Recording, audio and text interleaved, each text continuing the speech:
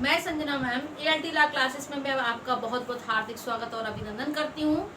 आज हमारा next topic है आईपीसी को लेकर। तो आईपीसी भारतीय दंड संहिता 1860 का आज हम पढ़ने वाले हैं इसमें ऑफेंसेस।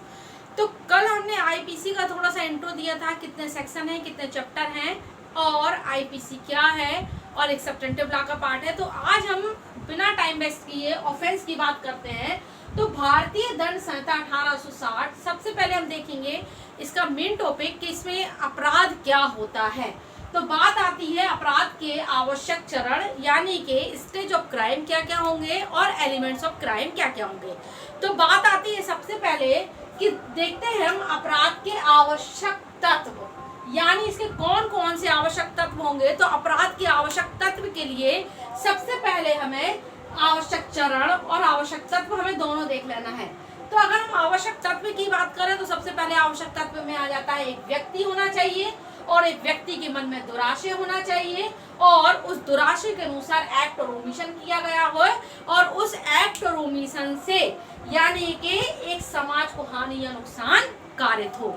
तो जब हम बात करते हैं ऑफेंस की, तो ऑफेंस क्या है।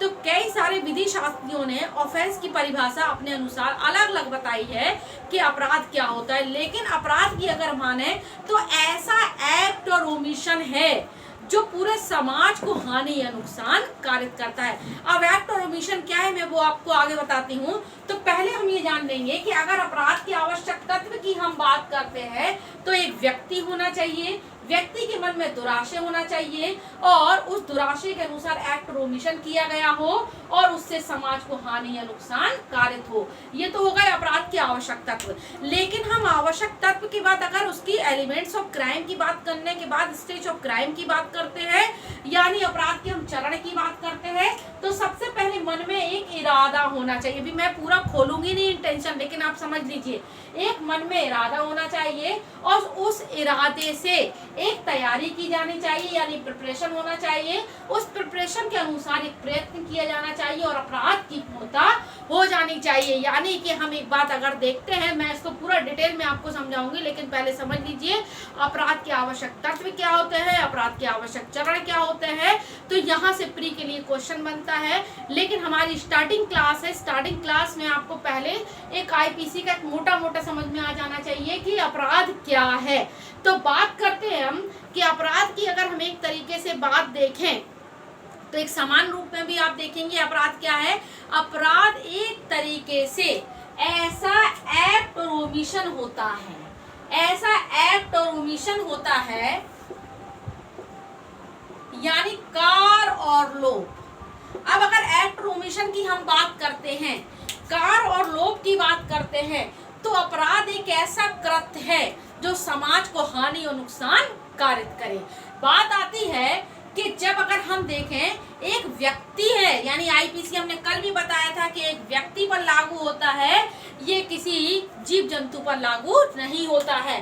तो अगर हम बात करते हैं एक्ट और ओमिशन यानी कार और लोभ, अगर हम कार और लोभ की बात करें तो सेक्शन नंबर 33 आईपीसी में कार और लोभ को बताया गया है कि हर कार और ऐसा काम जो किसी व्यक्ति के मन में गलत इरादे से किया गया है यानी उसके साथ लोभ जुड़ा है तो वो कार और लोभ ऐसा अपराध की कोटि में आ जाता है।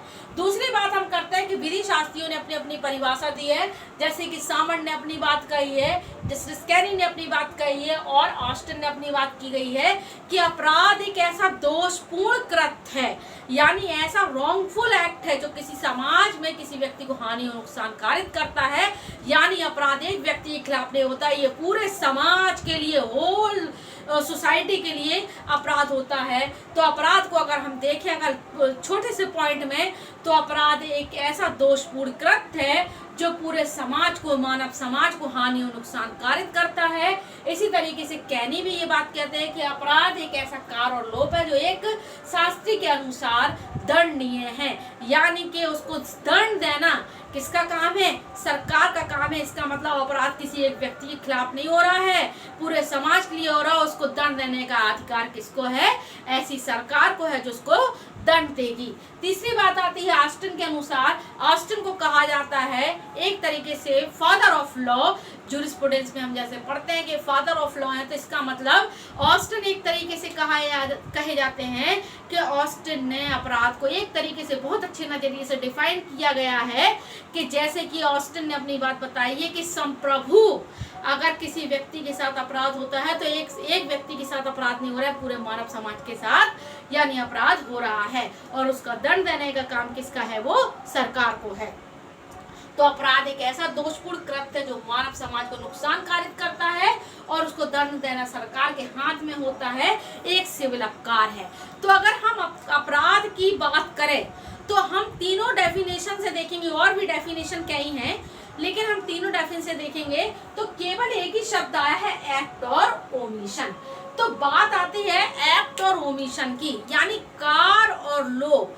तो जैसे भी कार अच्छा भी किया जा सकता है, कार बुरा भी किया सकता है, लेकिन उसके साथ अगर ओमिशन जुड़ जाए, उसके साथ लोभ जुड़ जाए, तो वो अच्छा काम नहीं होगा। हम धारणा रखते हैं कि हम अच्छी बात बोलेंगे, जरूरी नहीं है कि हमारे मन में दुराशय ना हो, लेकिन आज देखिए जिस तरीके से आज सरकार के लिए आंदोलन चल रहा है, यानी कि संविदा के आधार पर 5 साल के लिए जो भर्तियों की बात की जा रही है, ये सरकार के मन में दुराशय है कि हम आपके लिए अच्छा नहीं सोच रहे, गलत ही सोच रहे।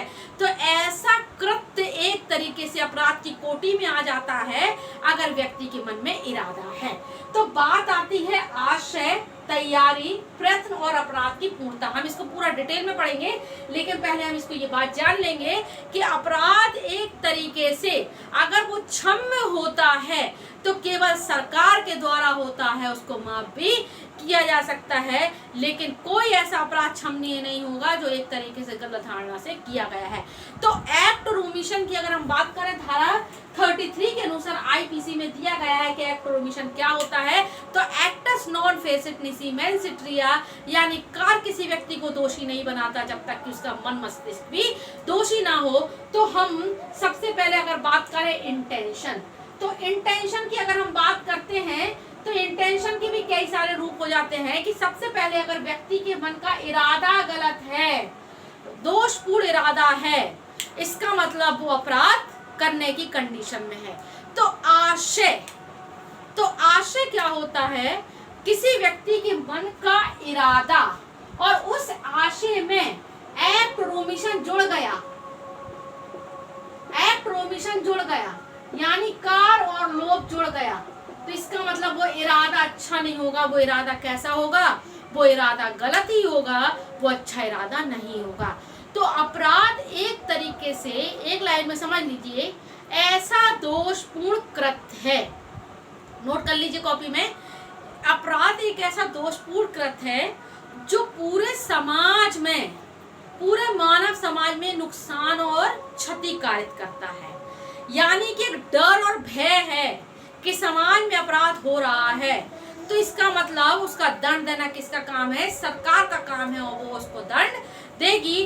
तो जहां पर अगर हम बात करते हैं कि इंटेंशन, तो सबसे पहले अगर बात आती है आशय, आशय के साथ साथ जुड़ जाता है दुराशय।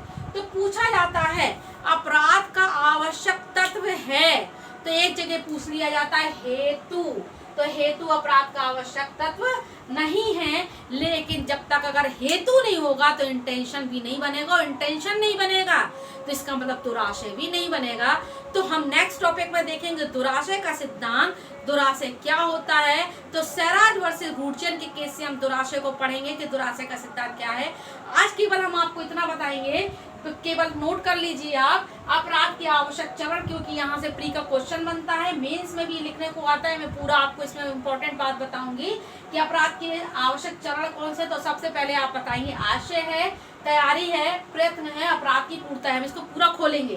फिर अगर आपसे पूछा जाता है अपराध के आवश्यक तत्व है, व्यक्ति है, दुराशय है, कार है, लोभ है, तो पूछा जाता है अपराध का आवश्यक तत्व कौन सा है, दुराशय है, यानी कि एक्टस नॉन फेसिट निसी मेंस ट्रिया, कार किसी व्यक्ति को दोषी नहीं बनाता जब तक कि उसका मन मस्तिष्क भी दोषी ना हो।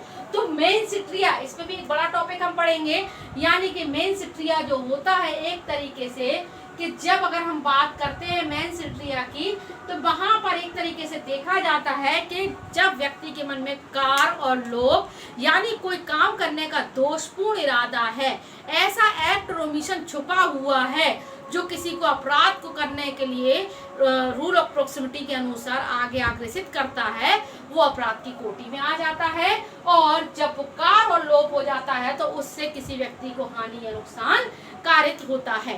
तो जहां पर अगर हम बात करते हैं पूरी आईपीसी की, तो आईपीसी किसी व्यक्ति पर लागू होता है, मानव समाज पर लागू होता है, ये जीव जंतुओं पर लागू नहीं होता है।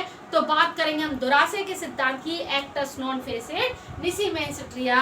तो जहां पर अगर हम बात करते हैं इंटेंशन, सबसे पहले बात आती है आशय। तो आशय की अगर हम बात करें कि इरादा को हम समझेंगे कैसे, इरादा क्या होता है, हम इरादे को कैसे समझेंगे, किसी व्यक्ति के मन में गलत इरादा है, ये हम कैसे जानेंगे कि गलत इरादा है। तो इसके लिए हम नेक्स्ट टॉपिक में पूरा पढ़ेंगे, इंटेंशन क्या होता है, प्रिपरेशन क्या होता है, प्रयत्न क्या होता है और अपराध की पूर्णता क्या होती है, किसी व्यक्ति के मन में उसका इरादा कैसे होता है। तो सबसे पहले हम जानेंगे मोटिव। अगर मोटिव हम समझ गए तो हमको इंटेंशन भी समझ में आ जाएगा। आशय, तो जब बात अगर आशय की जुड़ती है तो सबसे पहले मोटिव होता है, तो इसको हम डिफाइन करेंगे। तो अब हमारा जो नेक्स्ट टॉपिक रहेगा वो इंटेंशन को लेके रहेगा और इसके साथ साथ हम पढ़ेंगे दुराशय का सिद्धांत। और सभी लोगों को बताइए आप लोग कि इस चैनल के माध्यम से आपको अच्छी जानकारी मिलती रहे, जुडिशरी की प्रिपरेशन मिलती रहे। तो नेक्स्ट टॉपिक हमारा रहेगा दुराशय का सिद्धांत, एक्टस नॉन फेसेड निसी मेंस इंद्रिया। Thank you.